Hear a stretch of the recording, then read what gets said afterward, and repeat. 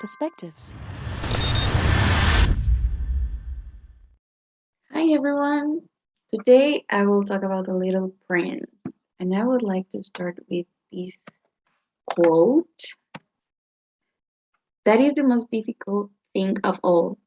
It is much more difficult to judge oneself than to judge others.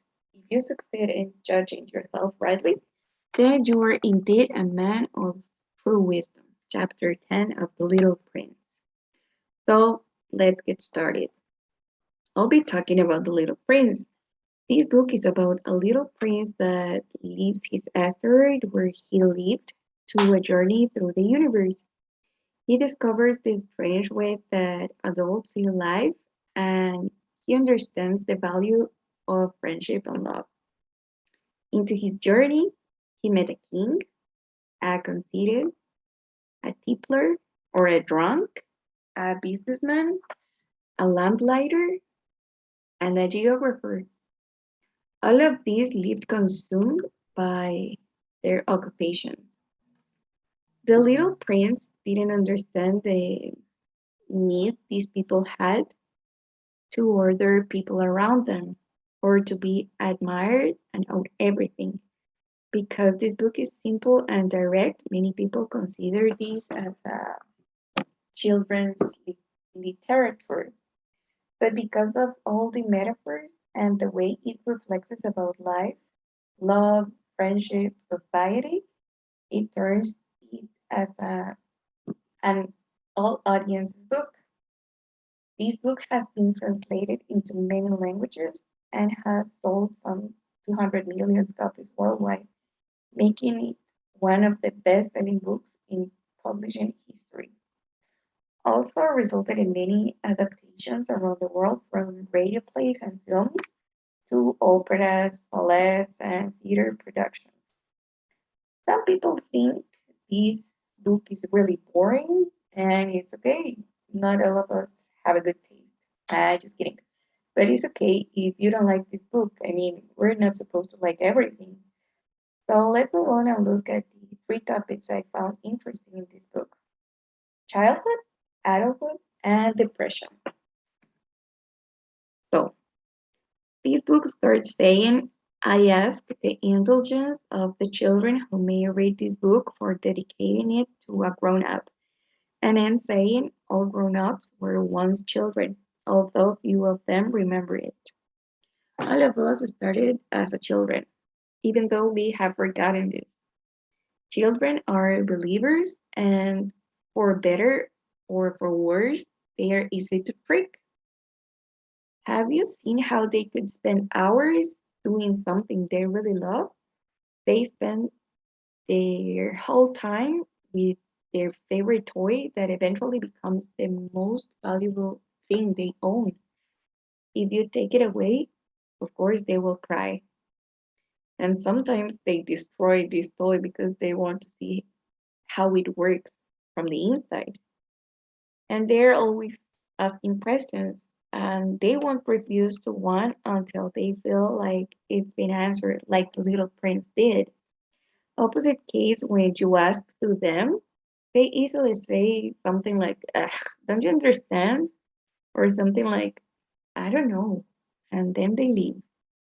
This book addresses how adults can destroy the ability of a child. The narrator says that grown ups told him to lay aside his drawings of boa constrictors, whether from the inside or the outside, and devote himself instead to geography, history, math, grammar. And that is why, at the age of 6, he gave up what might have been a magnificent career as a painter. This, as how I see it, shows us how words can destroy a career at such a young age. So, here's my advice: please think twice before saying something to a little one. Okay, let's talk about adulthood. Grown up people have the necessity of explanations. They're not able to understand things by itself, and they influence in a huge way in develop of children's skills. They think that because they know the age or weight or how money someone gained, they already know them. They just care about numbers and professions.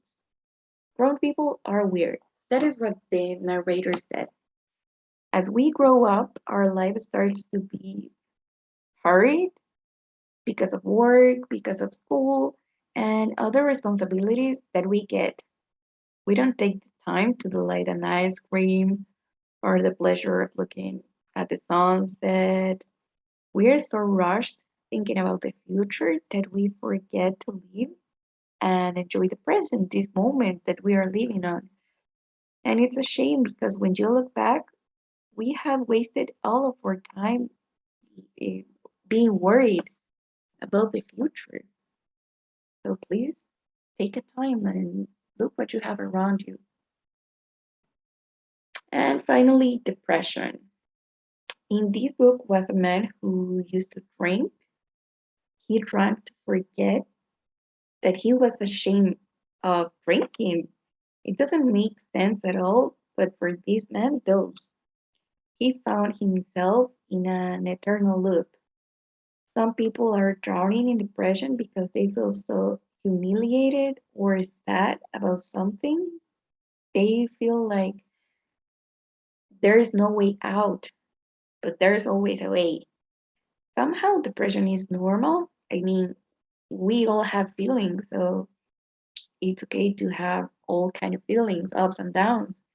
After you get fired, after someone you care about passes away, after you lose everything you owned, I mean, you can feel depressed, but you can always find a new job, or you can heal your wound, or you can begin from scratch.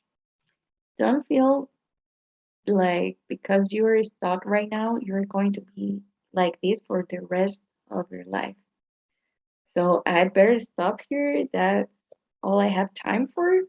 Does anyone have any questions?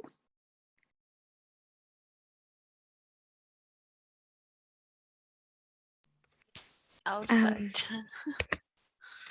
Oh, okay, Sarah. Thank you for your presentation. Um, I was wondering, what did you learn from this book? Okay, what I learned from this book is that you don't have to see with your eyes. I mean, this is a metaphor, okay? You have to see with your eyes, of course, but also you have to see with your heart. You have to see the soul of the other one. Don't guide yourself just because the how it looks or how the other one looks. And you have to try to see what they have to offer to you, you know? So that's what I learned from this book. That's beautiful. Thank you. Thank you, Carol. well, Sarah, my question for you is, why do you think that sometimes adults make bad comments about kids or they say negative things to them in a bad way, like like a punishment or something like that? Um, I think it's really bad because, like I said, the narrator was traumatized maybe because grown-ups told him to avoid drawing. I mean, he was just 6 and he quit from drawing. They said something mean to him and he felt like he was incapable of doing it.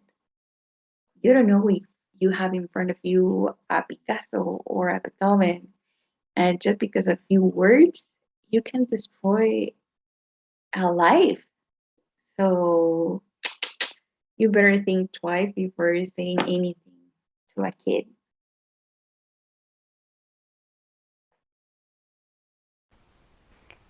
Hi, Sarah. Hi, It Chelsea. was it was a great presentation. I think that you gave like your point of view as a psychologist, and I have Oh, a question for you. Have you ever thought about writing a book for children? to be honest with you, no, never. I like to read books to kids, but like writing my own book, no. For now, it's out of my league. Oh, no, Chelsea. Oh, maybe we are going to, if you write a book, we are going to have a new Principito, but Maybe. better. You never know. Yes. Thank you, Sarah. Thank you, Chelsea. So I'll just conclude by saying try to be the adult you needed when you were a child. Thank you for your attention. Bye.